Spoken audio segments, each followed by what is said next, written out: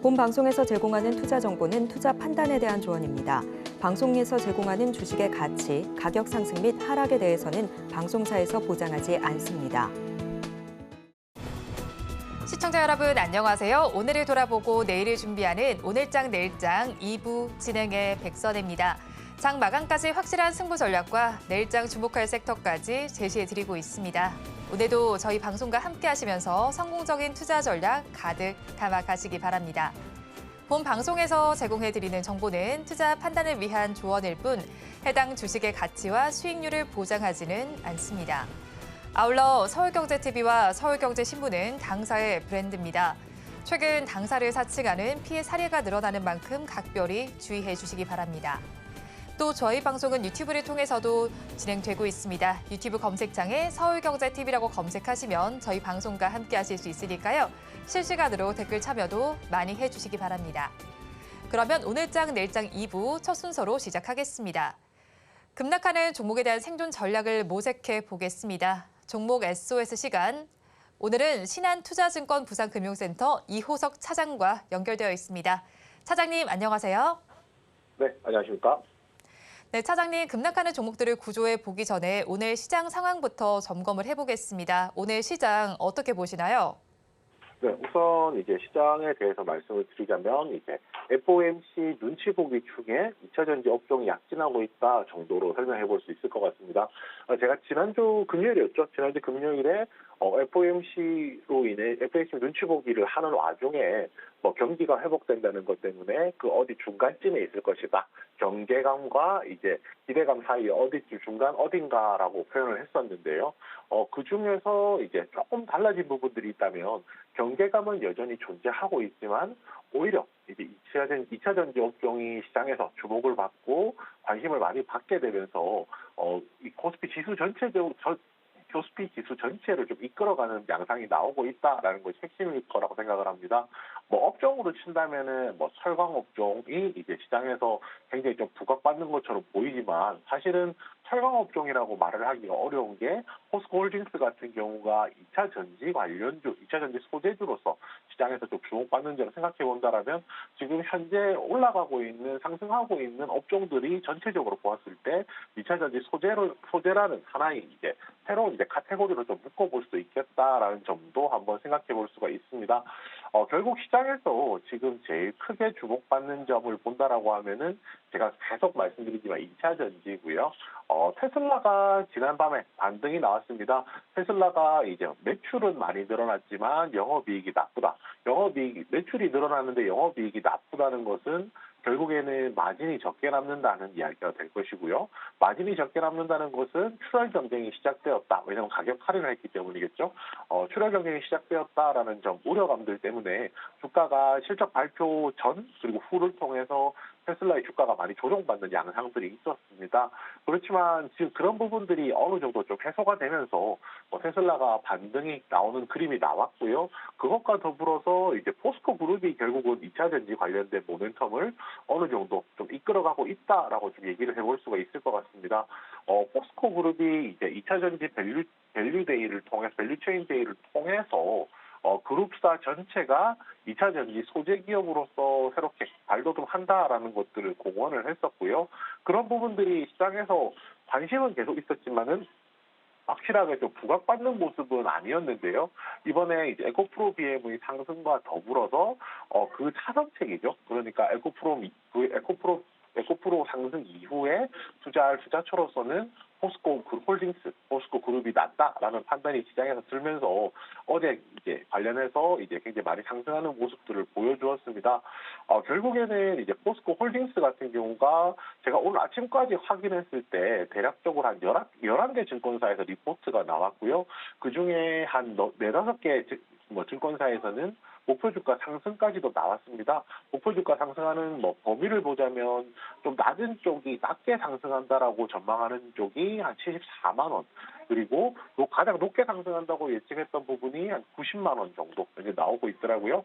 목표 주가라는 것은 뭐 밸류에이션이라고 저희가 많이 표현을 하죠.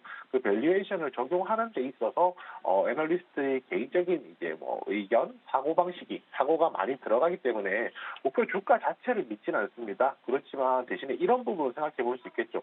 어찌됐건 간에 전 증권사에서 대부분의 증권사에서 포스코홀딩스에 주목하고 있다.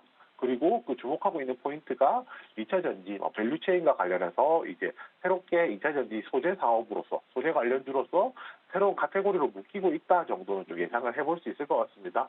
결국에는 이런 부분들 좀 생각해보면 결국 이제 2차 전지에 대한 관심 좀 꾸준히 가져가야 된다라는 생각을 좀 할 수가 있고요. 그리고 이제 양대축이죠. 시장에서는 반도체 관련주도, 반도체 업종도 여전히 관심을 좀 가져야 된다라고 생각을 하고 있습니다. 핵심은 이겁니다. AI 반도체가 이제 시장에서 좀 주목을 받는 것이고요.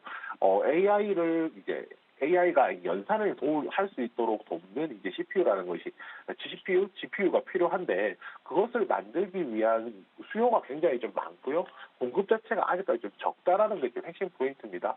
공급이 적다라는 말은 역시나 공급이 적으면은 가격이 올라가겠죠. 그러면 이제 아무래도 고수익성이라고 얘기를 해봐야 될 것 같은데 결국은 AI로 인해서 HBM이라고 하는 고수익성 시장이 좀 개화된다는 점이 좀 중요한 포인트가 될 것이라고 생각을 하고요. 여기에 하반기에 또 디램 가격도 반등할 것이라는 기대감도 이제 나오고 있습니다.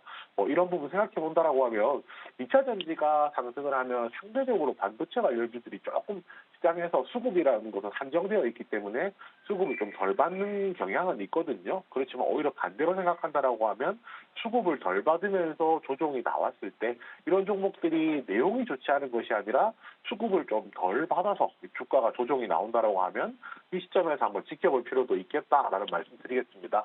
마지막으로 얘기해 볼 것은 건설기계 업종입니다.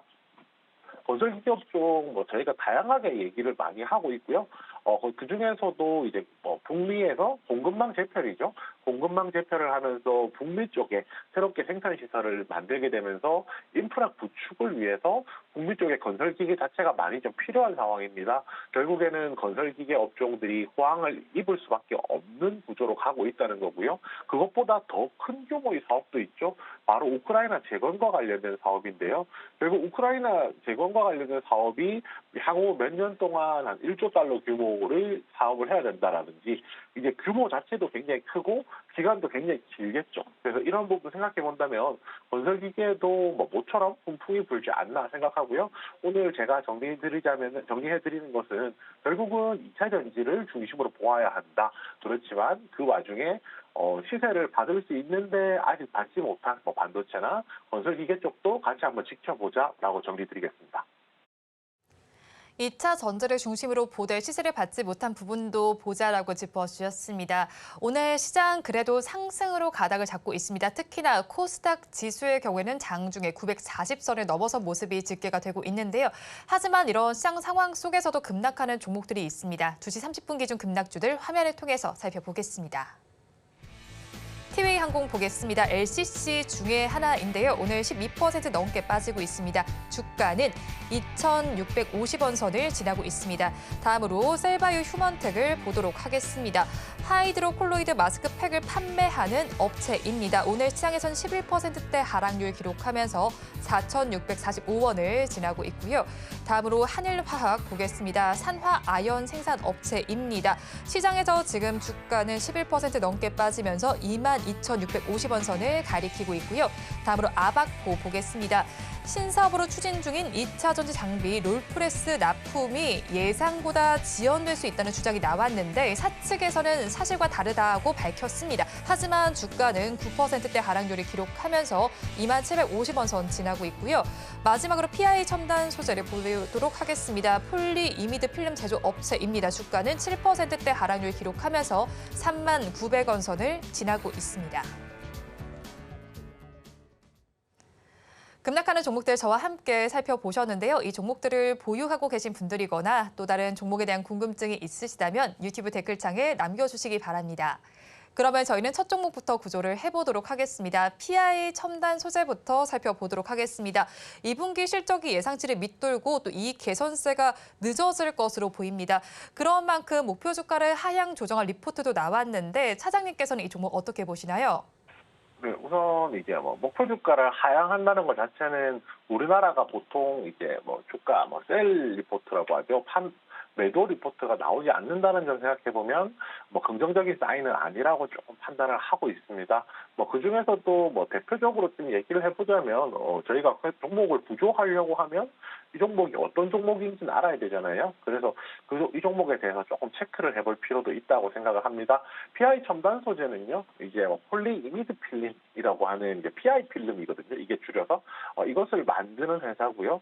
뭐 많은 이제 FPCB 그러니까 인쇄로 기판 업체 등에 납품하고 있는 이제 폴리이미드 필름이라고 생각하시면 됩니다.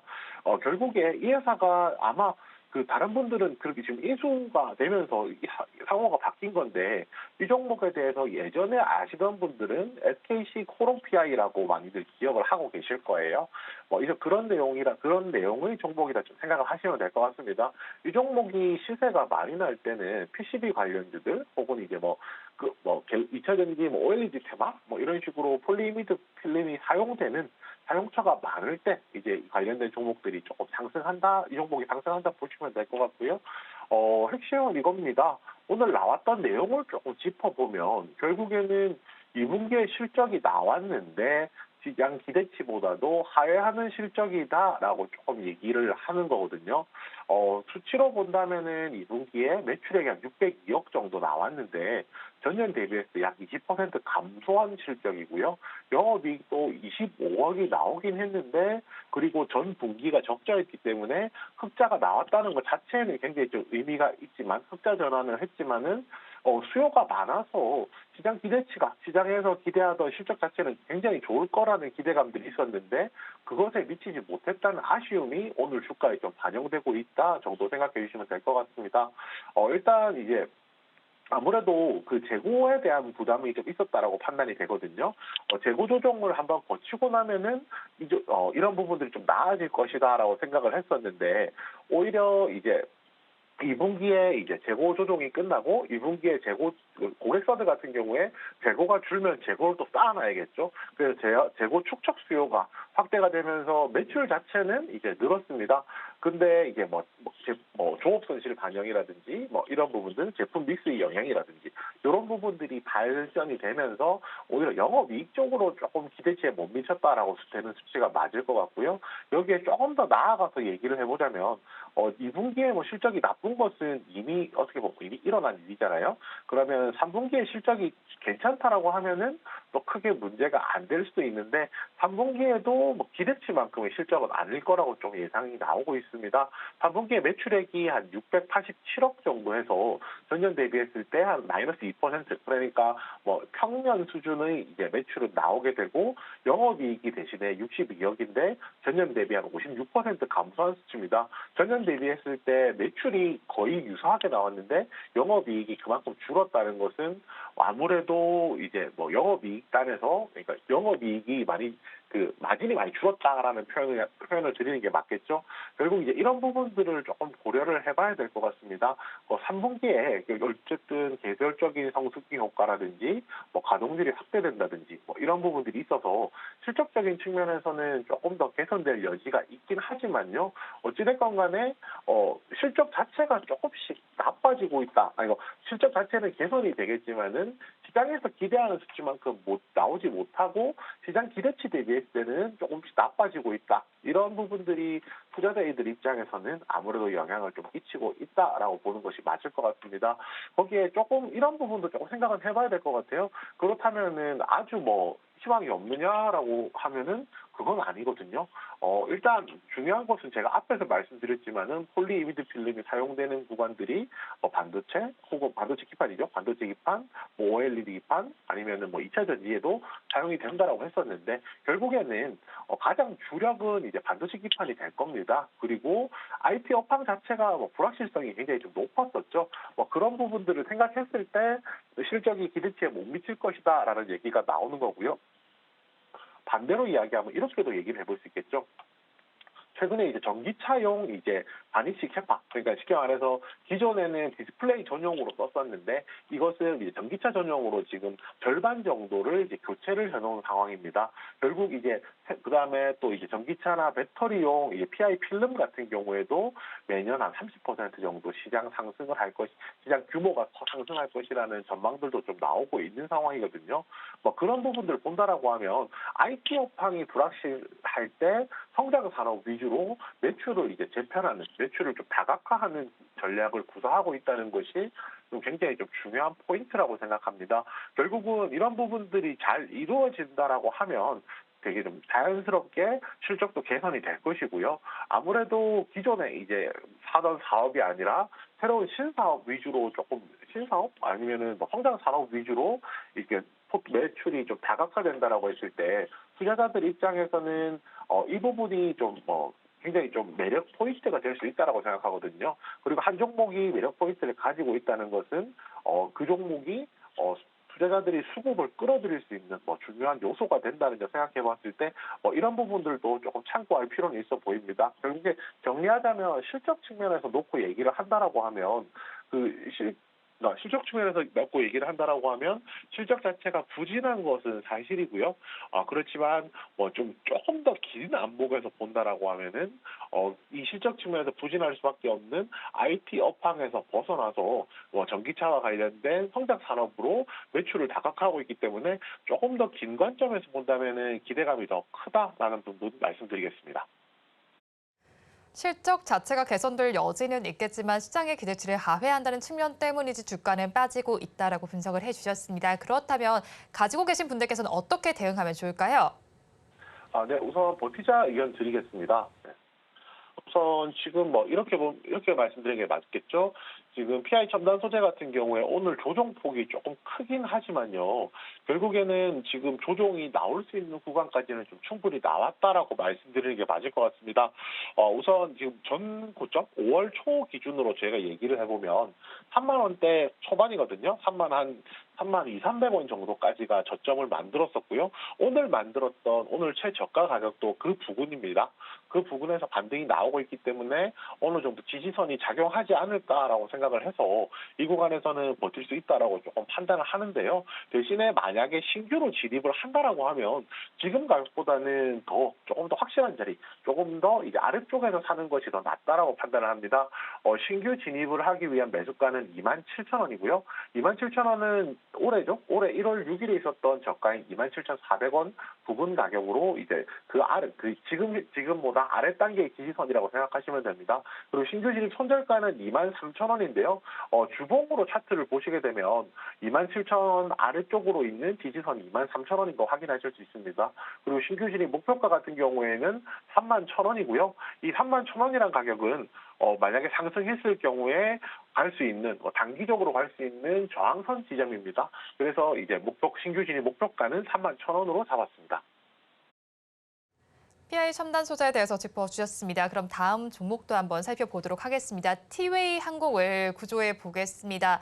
어제 실적을 발표했습니다. 매출과 영업이익이 모두 늘어난 수치로 집계가 되긴 했는데 시장의 기대가 너무 높아서였을까요? 컨센서스는 하회하는 것으로 집계가 됐습니다. 이렇게 되면서 항공주 전반적으로 투심이 좀 위축된 상황인 것 같습니다. 사장님께서는 어떻게 판단하시나요? 네, 그렇습니다.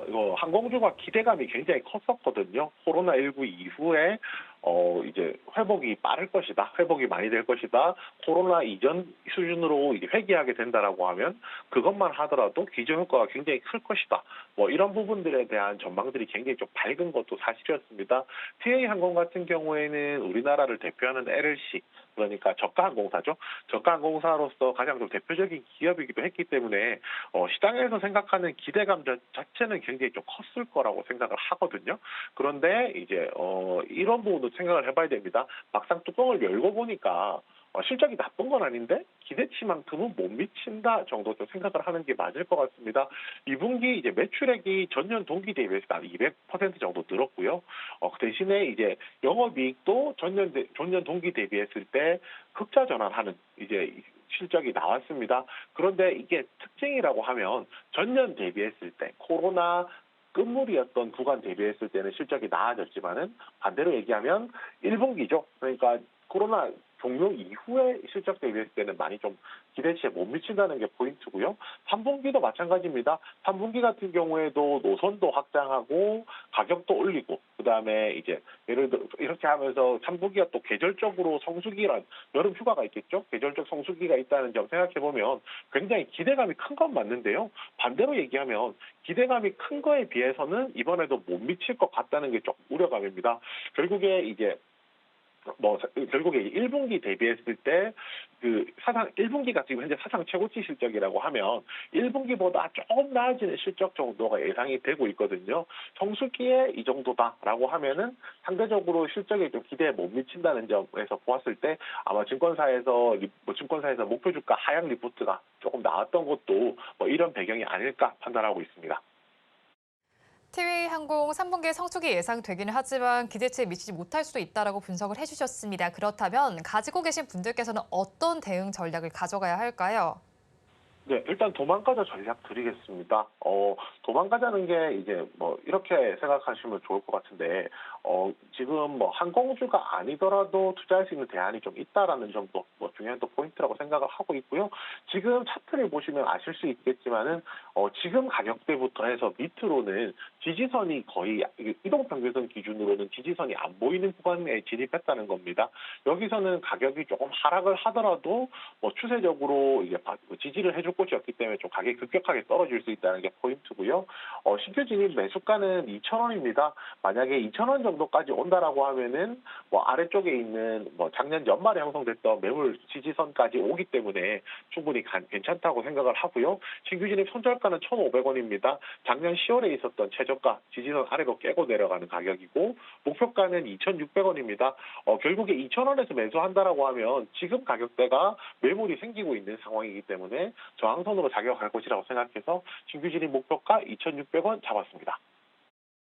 티웨이항공에 대해서는 도망가자라는 전략 제시해 주셨고요. 가격 전략까지 살펴드렸습니다. 그렇다면 마지막 종목도 구조를 해보도록 하겠습니다. 셀바이오 휴먼텍을 구조해 보도록 하겠습니다.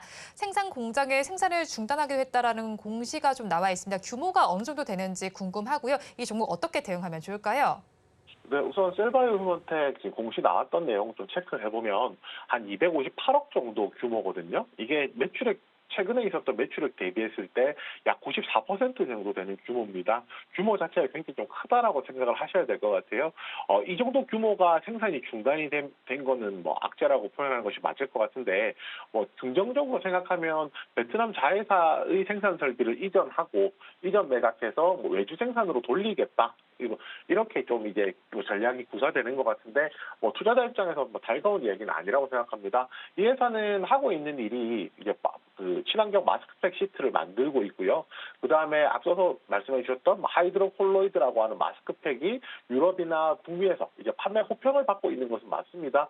그렇지만 일단 이 공시 자체만 놓고 본다면 굉장히 조금 좋지 않은 소식이다라고 정리해 드리겠습니다. 네, 그렇다면 가지고 계신 분들께서는 어떤 대응 전략으로 나아가면 좋을까요? 네, 이 종목도 도망가자 의견 드리겠습니다. 현재가가 4,660원 정도 나오는데요. 좀 차트 보시면 아시겠지만은 현재 이것도 스펙으로 상장했었거든요. 스펙 상장 이후에 최저가까지 내려와 있는 상황입니다. 최저가까지 내려왔다는 거는 주가를 하단에 받치는 이제 지지선이 없다는 말이거든요. 그래서 이 종목에 대해서는 신규 진입 매수가라든지 신규 진입 손절가, 그다음 목표가를 드리지 않겠습니다. 이 종목은 어느 정도 하락이 멈춘 이후에 한번 이 종목의 매수에 대한 부분을 좀 접근해 보셨으면 하고요. 기존에 보유하신 분들 같은 경우에도 이 종목 외에도 마스크팩 기준으로 얘기한다면 수평 이동할 수 있는 종목들이 굉장히 많이 있기 때문에 그쪽 방향으로도 한번 생각해 보셨으면 합니다. 셀바이오 휴먼텍에 대해서는 도망가자라는 전략 제시해 주셨고요. 재접근하기에 무리가 있다라고 말씀을 전해 주셨습니다. 지금까지 신한투자증권 부산금융센터 이호석 차장과 함께했습니다. 오늘 연결도 고맙습니다. 네, 감사합니다.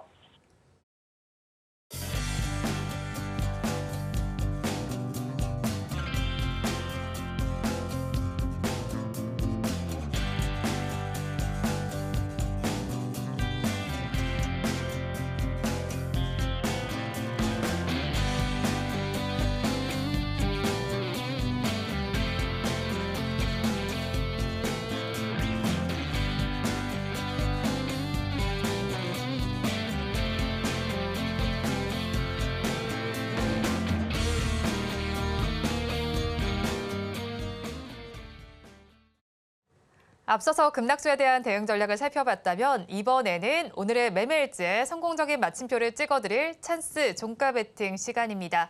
오늘은 이스토리의 유창희 본부장과 함께합니다. 어서 오세요. 안녕하십니까?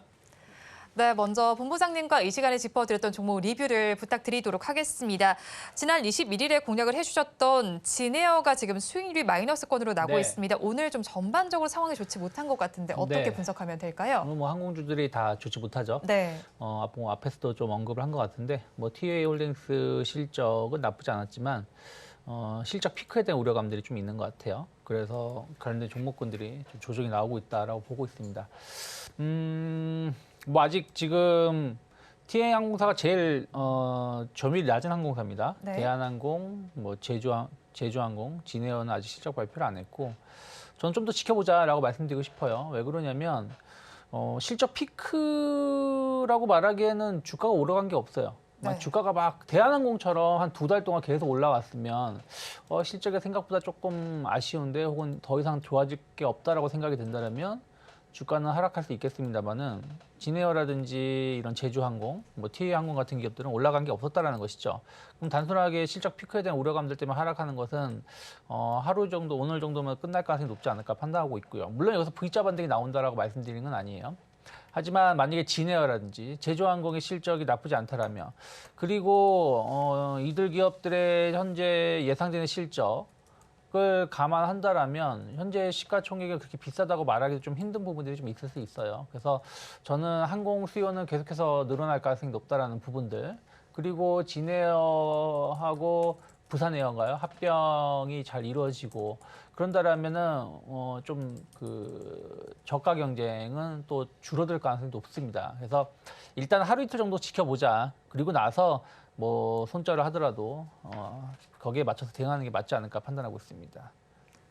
네, 그러면 다음 종목에 대한 리뷰도 좀 네. 부탁을 드리도록 하겠습니다. 지난 4월 4일에 공략을 해주셨던 종목인데 PNT의 경우에는 뭐 업황 전반이 좋아서겠죠. 62%대 수익률이 나오고 있습니다. 네. 어떻게 보면 될까요? PNT가 뭐 좀 오래전에 말씀드렸던 종목이에요. 네. 그리고 나서 한 2달 정도 쉬었다가 이번 달에 들어서 이제 상승을 많이 했습니다. 뭐 2차 전지가 좋았으니까 올라갈 수밖에 없었고 뭐 에코프로가 오늘도 한 130만 원대 상승하고 있고 포스코홀딩스도 68만 원대까지 올라갔었죠. 그리고 이제 장비주들은 먼저 움직임이 나왔었습니다. 특히 장비주들이 상승이 나올 수 있는 부분들은 유럽에서 공장 증설이 계속 이루어지고 있다는 것이죠. 또 미국도 공장 증설을 할 수밖에 없고 특히 유럽에서 공장 증설하는 게 뭐가 중요하냐라고 보실 수 있겠습니다만 보신다라면 중국 기업을 다 배제하려고 하고 있죠. 미국, 유럽 모두. 그러면 중국 제품을 안 쓰려면 대체 국가를 선택을 해야 되는데 대체 국가가 없죠, 지금. 그러다 보니까 우리나라 기업들이 거기에 대한 어떤 반사 이익을 계속 기대를 하고 있습니다. 우리나라 소재를 쓰려면 우리나라 장비가 들어가야 되는 부분들이 좀 있다 보니까 거기에 대한 어떤 기대감들이 하반기 수주가 많이 나올 수 있다는 어떤 기대감을 주가가 반응하는 것이라서 저는 2차 전지가 뭐 단번에 꺾이지 않는다라면 좀 점진적인 상승세 좀 더 나올 수 있지 않을까 판단하고 있습니다. 네, 2차 전지가 꺾이지 않는다면 더 상승할 수 있겠다라고 말씀해 주셨는데 사실 2차 전지주 전반적으로는 뭐 브레이크를 밟지 않는다라고 봐야 될 것 같아요. 대응 전략 저희가 어떻게 가져가야 할까요? 브레이크를 안 밟을 수는 없죠.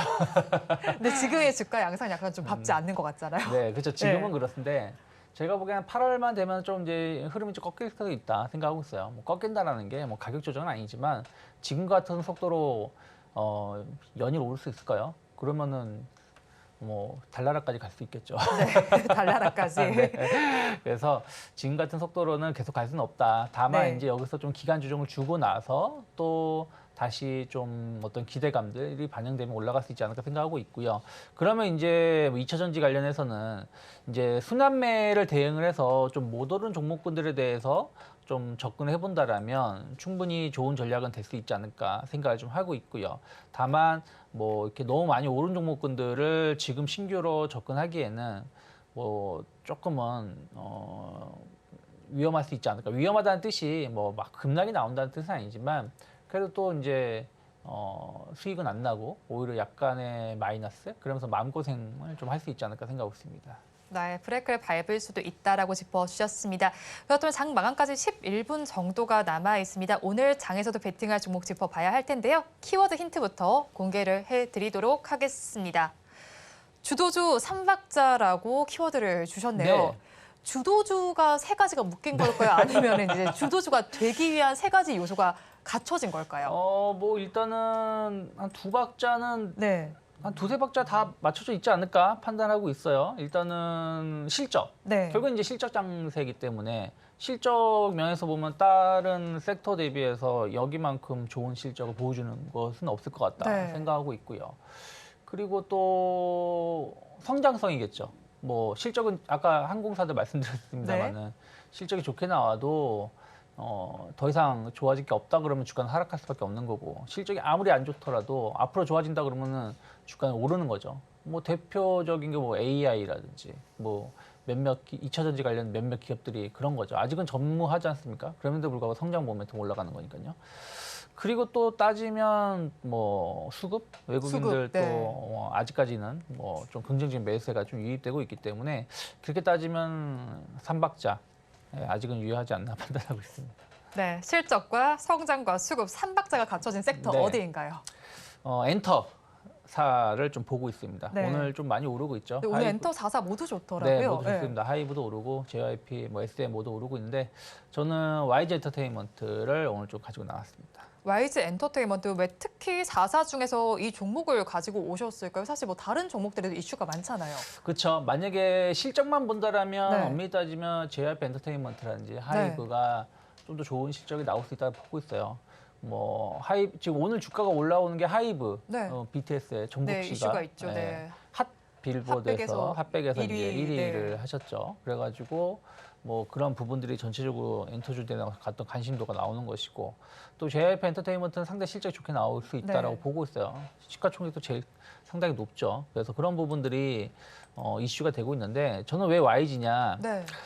YG도 실적이 상당히 좋아요. 전체적으로 봤을 때 2분기 실적 한 230억인가요? 그 이상 예상치만큼 나올 수 있다 좀 평가를 받고 있는데 앨범 같은 거 보면 3월달 거의 3월 말쯤 중순 정도에 3월 그때쯤 앨범이 발표가 됐기 때문에 네.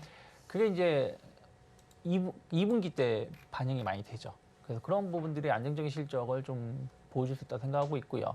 또 뭐 그 해외 공연이라든지 국내 네. 공연이 활발하게 이루어지고 있죠. 그런 것들도 3분기에 대한 어떤 기대감들 충분히 가져갈 수 있다. 또 3분기 지나면 4분기는 또 콘서트 성수기입니다. 네. 연말 뭐 이렇게 해가지고 연말 연초 해가지고 그래서 그런 부분들이 안정적인 매출 성장세 이루어질 수 있다 보고 있습니다.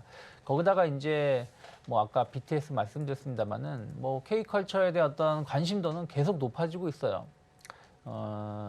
뭐 단순하게 예전에는 뭐 BTS면 BTS, 뭐 빅뱅이면 빅뱅 어느 한쪽만 조금 이슈가 되고 그럼 그쪽 소속사, 기획사만 좀 주목을 받았었는데 요즘엔 거의 다 같은 팀인 것 같아요. 네. 대한민국 그 아티스트들이 그래서 뭐 계속해서 그런 협업 관계 혹은 그런 그 붐 이렇게 일어나는 관계가 잘 되고 있다라고 생각하고 있습니다. 그러면 이제 YG 엔터테인먼트냐? 네. 그냥 블랙핑크 하나만 보고 말씀드리는 거예요. 블랙핑크 좋아하세요? 뭐 좋아하는 것도 있지만 네.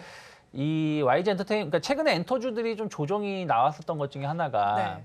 약간 불미스러운 이슈들이 좀 있었죠. 네. 뭐 예를 들어서 뭐 방금 BTS 말씀드렸지만 또 하이브 신인 그 보이그룹 관련해 가지고 팬미팅을 하는데 약간 몸수색을 좀 과하게 했었다 얘기도 있었고 또 어떤 소속사 관련해 가지고 또 약간 불미스러운 얘기도 좀 있었고 뭐 그런 등등의 안 좋은 소식들이 좀 있으면서 또 공정위 조사도 있었고요. 네. 이런 거 있으면서 주가가 하락을 했어요. 근데 YG 엔터테인먼트는 이제 블랙핑크 계약 그 리사 양의 계약이 안 될 수 있다라는 뉴스가 나오면서 한번 급락이 한번 나왔었어요. 회사에서는 아직 뭐 사실 무근이다 말을 했는데 네. 8월 1일이 블랙핑크 계약 만료일이에요. 잘 알고 계시네요. 왜냐면 말씀을 드려야 되니까. 네. 그런데 만료일인데 지금 블랙핑크의 활동 그 스케줄이 아직도 탄탄합니다. 네. 그리고 뭐 여러 제품들과 콜라보레이션도 잘 되고 진행되고 있고요. 그 다른 기획사도 마찬가지인데 YG 엔터테인먼트 같은 경우는 과거의 흐름을 보면 계약이 안 될 것 같으면 네. 예를 들어서 기획사들이 본인의 아티스트들하고 계약이 안 될, 뭐 6개월 뒤에 혹은 1년 뒤에 계약이 안 될 것 같다. 되게 부정적이라는 건 본인도 더 잘 알 거 아닙니까? 네. 그러면은 활동을 상당히 축소합니다. 왜냐하면 이분들이 더 활동을 왕성하게 해서 인기가 많아지게 되면 다른 데 결국엔 좋은 일 시키는 거잖아요. 네. 앞으로 옮길 회사에 대해서. 그렇죠. 그렇기 때문에 활동을 네. 안 시켜요. YG 엔터테인먼트는 과거에 보면은 뭐 빅뱅이든 뭐 CL이든 2NE1이든 계약이 해지되기 직전에 보면은 한 1년 정도 이상은 활동을 안 시켰습니다. 활동을 상당히 자제시켰어요. 근데 지금 블랙핑크는 활동이 왕성하게 하고 있다는 것이죠. 물론 지금 돈을 벌어주고 있는 게 블랙핑크니까 어쩔 수 없지 않겠냐 하더라도 네. 글쎄요, 어쩔 수 없다고 해서 내일 모레 계약이 끝나는데 이렇게 왕성하게 활동을 시킬까요? 저는 그러지 않을 것 같아요.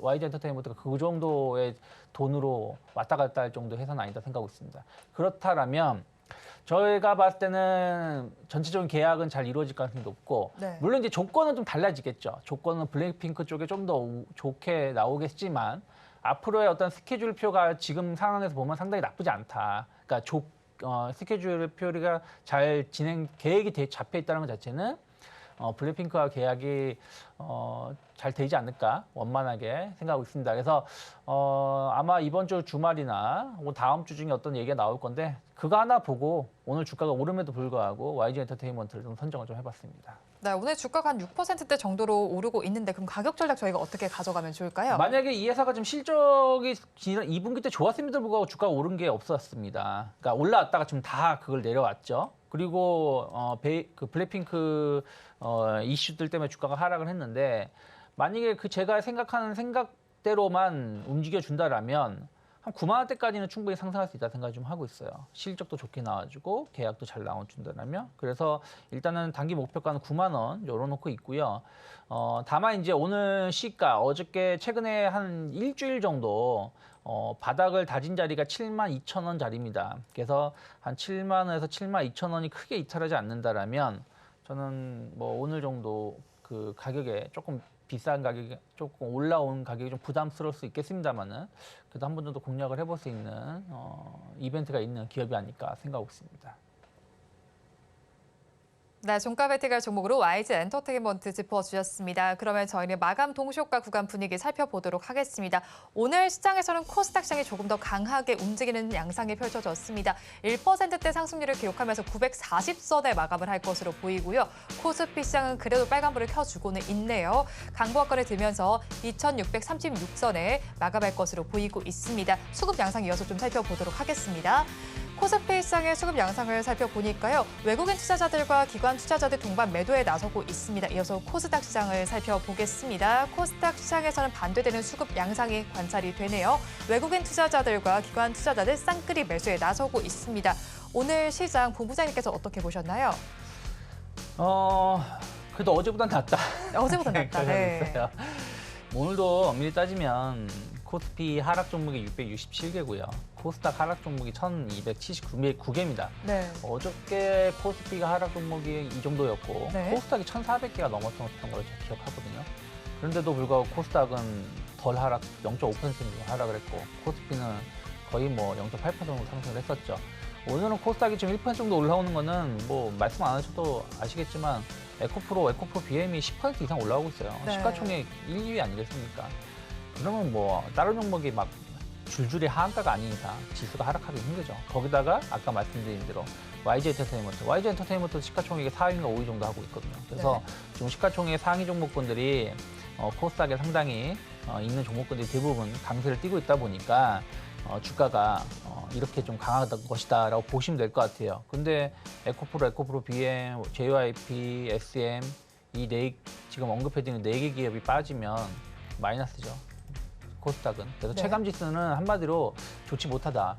지난 금요일, 어제, 오늘 지금 개인 투자자분들의 체감지수는 최소 마이너스 1% 정도 되지 않을까 생각을 하고 있습니다. 그래서 조금 이벤트가 조금 어떻게 이제 내일부터 이제 미국 기업들의 빅테크 실적 발표하기 때문에 그런 이벤트를 어떻게 소화하냐에 따라서 현재 흐름대로 갈 것인지 아니면 조금 새로운 변화의 시작점이 될 것인지에 대해서는 계속해서 고민이 필요한 화요일장의 마감이 아닌가 생각을 좀 하고 있습니다. FOMC 이벤트를 앞둔 우리 시장은 미국 시장처럼 빨간불을 켜면서 마감을 할 것으로 보이고 있습니다. 오늘은 코스피와 비교해서 코스닥 시장이 더욱더 강하게 움직이고 있는데요. 코스닥 시장 내에서 상승하고 하락하는 종목수를 비교를 해보면 하락하는 종목수가 1,000개 넘게 집계가 되고 있습니다. 오늘 역시나 코스닥 지수의 왜곡 현상이 좀 나타나고 있는 것으로 보이고 있습니다. 1%대 강세를 보이고 있는데 시총 상위주들 중에서 에코프로는 장중에 130만 원을 돌파하기도 했습니다. 마감 동시효과 구간 함께 하셨습니다.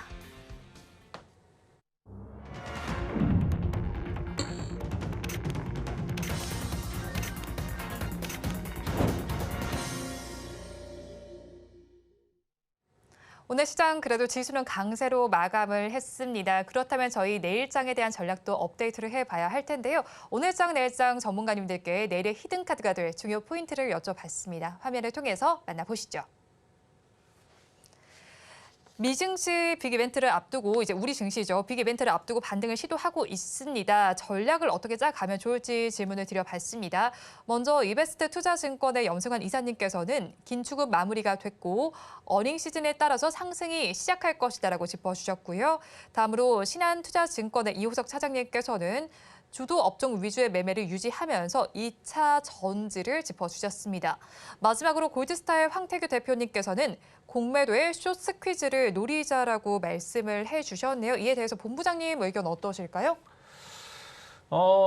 시장이 참 대응하기 좀 어려운 것 같아요. 네. 저도 뭐 엄밀히 따지면 뭐 그렇게 시장 대비해서 좋게 대응하고 있다라고 말씀드릴 수는 없는데 일단은 지금 이번 주는 진짜 그 빅 이벤트 주죠. 뭐 내일부터 이제 마이크로소프트, 알파벳, 또 메타, 아마존이 실적을 발표를 하고요. 또 모레 새벽에 우리나라 시간으로 새벽에는 FOMC가 금리를 결정하겠죠. 금리를 올릴 가능성이 한 97%이기 때문에 금리는 올리겠습니다만은 그 다음에 해석이 중요한 것이죠. 저는 상당히 좀 지난번처럼 지난번에 약간 매파적인 발언을 했죠. 매파적인 발언을 했지만 그 비둘기적으로 좀 해석한 부분들이 좀 있어요. 이번에도 그럴 가능성이 좀 있다 생각하고 있습니다. 그래서 제가 봤을 때는 이번이 거의 금리 인상이 끝났다라고 사람들은 해석을 하지 않을까 보고 있고요. 실적이 상당히 중요합니다. 우리나라도 지금 주요 기업들이 어저께 포스코홀딩스를 필두로 해서 실적 발표에 들어가는데 내일 우리나라는 이제 자동차, 현대차라든지 내일 모레 기아 등 실적을 발표를 하고 또 삼성전자도 물론 예비 실적 발표를 해서 내용은 알고 있지만 그 세부적인 내용을 더 보고 싶어하는 경우가 있거든요. 그래서 그런 부분들이 27일까지 순차적으로 있다라는 것이죠. 그래서 실적 자체로 인해서 주가의 변동성이 나올 수 있는데 특히 미국 같은 경우는 주가가 많이 올라왔죠. 그런데 실적이 조금 안 좋다라면 또 혹은 실적은 좋았는데 가이던스가 좀 예상보다 별로라면 뭐 TSMC처럼 혹은 테슬라처럼 실적이 조금 애매하게 해석을 한다라면 앞으로 그 지금 주가 오른 거에 대한 어떤 정당성을 확인하고자 할 수 있습니다. 그래서 실적을 보는 눈높이가 상당히 깐깐해졌다라고 보시면 될 것 같아요. 그래서 그런 부분들의 파고를 어떻게 넘어갈지를 좀 고민을 하고 있습니다. 하지만 글쎄요, 그것 자체가 막 시장을 무지막지하게 하락하지는 않을 것 같다. 오히려 실적에 대해서 긍정적으로 해석을 해주고 FOMC에 대해서 긍정적인 해석을 해준다면 충분히 증시는 점진적인 상승세가 좀 더 나올 수 있다 생각하고 있고요. 제가 그 지난주 금요일에도 나와서 말씀드린 게 아직까지는 중소형주들, 뭐 에코프로를 중소형주라 말씀드릴 수는 없지만 어찌되었든 이제 2차 전지 쪽에 대해서 특화되게 해서 2차 전지라든지 일부 반도체 중심으로 움직여줬다라면 8월 장세는 저는 아직까지도 좀 대형주, 중대형주 장세가 될 거라 좀 보고 있어요. 그래서 거기에 어떤 변화가 나올지 안 나올지가 이번 주에 결정나는 것이기 때문에 그런 부분들을 좀 체크를 하시면서 종목을 조금 계속 좀 모아가신 전략을 깨야 하면 좋을 것 같습니다. 그래서 오늘 이제 화요일이 다 끝났고 내일이 상당히 그러한 거에 마지막 준비를 할 수 있는 그 날짜가 아닐까 내일하고 내일 모레가 생각하고 있고요. 일단 저는 여전히 자동차 오늘 자동차 관련된 종목들이 좋았어요. 아무래도 네. 좀 실적에 대한 어떤 기대감들을 좀 반영시키는 것 같고 또 실적이 좋은데 주가가 이렇게 못 가는 게 말이 되냐라는 인식이 좀 있는 것 같습니다. 그래서 네. 자동차가 좋은 흐름을 보여주고 있고 반도체가 어쨌든 최근 한 일주일 가까이 조정이 나왔기 때문에 내일 어떤 빅테크 실적에 따라서 반도체 관련 종목군들도 조금 새로운 변화를 보여줄 수 있지 않을까 판단하고 있습니다. 네, 지금 오늘 그런데 삼성전자 주가 마감 상황을 보니까 7만 원에 딱 걸쳐서 마감을 네. 했거든요. 지금 이제 삼성전자 요즘엔 그래도 크게 오르지 못하는 것으로 보이고 있습니다. 네. 그렇다면 어떻게 저희 좀 대응하면 좋을까요? 결국엔 삼성전자가 7만 원 지켜주냐 못 지켰냐의 차이인 것 같아요. 네. 어쨌든 이제 수급은 아직까지도 나쁘지 않습니다. 외국인들 계속 매수세가 유입되고 있고 뭐 오늘 하루만 봐더라도 외국인들은 네. 그 포스코홀딩스인 것 같아요. 지금 네. 보면 왜냐면은 철강 공석이기 때문에 포스코홀딩스에 1조 3천억 다 이게 포스코홀딩스 아니겠지만 거의 대부분이겠죠. 네. 매도를 하고 있고 뭐 개인 투자자가 매수를 해주고 있지만 외국인들은 반면에 전기전자 쪽은 뭐 오늘 조금 매도가 나왔습니다만 최근의 흐름을 보면 삼성전자 아직까지는 그렇게 막 강한 매도는 아니다라고 보고 있습니다. 그래서 실적 흐름을 좀 보고 나서 삼성전자가 다시 한번 7만 3천 원대까지의 어떤 반등을 모색하지 않을까 생각하고 있습니다. 그러면 이제 반도체 소부장주들도 같이 갈 수 있겠죠. 다만 실적에 대한 실망감으로 하락을 해서 61선 이탈해 버린다라면 상당히 반도체 종목군들이 힘들 수 있지 않을까. 그러면서 주가지수 좀 흔들림이 나올 수 있기 때문에 조금은 상당히 내일하고 내일 모레가 중요한 변곡 자리가 아닌가 판단하고 있습니다. 네, 그렇다면 또 국제 유가도 오름세를 보이는 가운데 네. 정유주에서도 좀 움직임이 나타나고 있었잖아요. 이 종목들은 저희가 그냥 좀 단기적으로 트레이딩 관점으로 봐야 할까요? 어떻게 해야 될까요? 뭐 국제 유가가 오른다고 해서 네. 갑자기 뭐 폭등할 가능성은 없다라고 보고 있고요. 네. 그래서 정유주를 보는 건 의미가 없다 저는 생각하고 있습니다. 특히 정유주들은 국제 유가 상승 하락이 중요한 게 아니라 정제 마진이나 이런 게 좀 중요하다고 생각하고 있고요.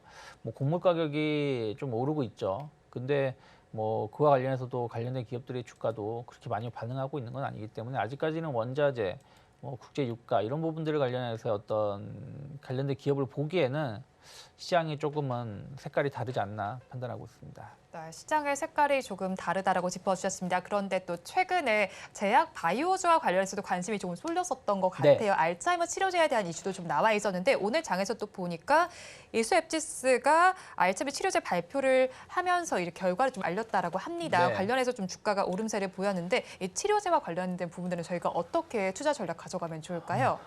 뭐 근데 이제 제약 바이오가 좀 고민이에요. 그러니까 네.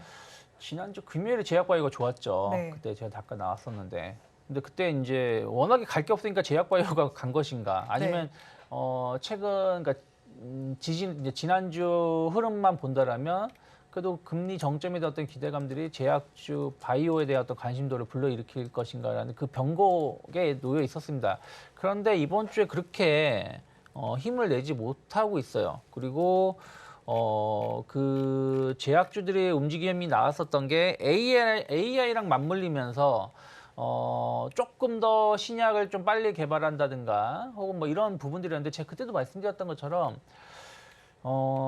AI랑 결합을 시켜서 빨리 개발할 수 있는 거는 앞으로 좀 기대를 가져갈 수 있는데 거기에 대한 준비가 되어 있느냐라는 거예요. 그리고 그것이 단순하게 지금 그런 발언을 해서 올라간다?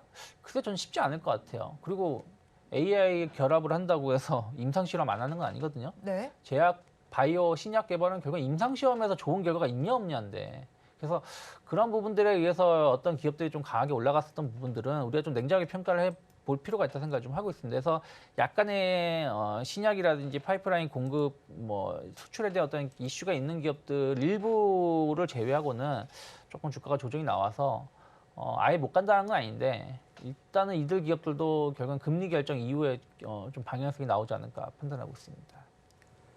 네, 제약 바이오주에 대해서 금리 결정 이후에 방향성이 나올 수 있을 것 같다라고 짚어주셨습니다. 지금까지 이스토리의 유창희 본부장과 함께했습니다. 오늘 말씀 고맙습니다. 고맙습니다. 오늘장 내일장 2부에서 전해드렸던 급락주에 대한 생존 전략과 그리고 내일장 수익을 안겨줄 투자 노트 전해드리겠습니다. 화면을 통해서 확인해 보시죠. 오늘장 내일장 2부의 핵심입니다. 셀바이오 휴먼텍은 매출 타격이 불가피합니다. 그리고 엔터주는 주도주로서의 3박자를 다 갖췄습니다. 마지막으로 내일의 승부수는 자동차와 반도체 섹터 바라보시기 바랍니다. 본 방송에서 제공해드리는 정보는 투자 판단을 위한 조언일 뿐 해당 주식의 가치와 수익률을 보장하지는 않습니다. 오늘장 내일장 2부에서 준비한 소식은 여기까지입니다. 저희는 내일 이 시간도 여러분과 함께하겠습니다. 오늘도 함께해 주신 여러분 고맙습니다.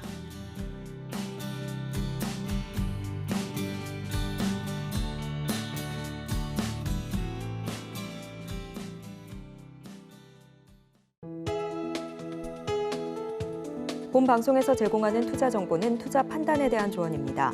방송에서 제공하는 주식의 가치, 가격 상승 및 하락에 대해서는 방송사에서 보장하지 않습니다.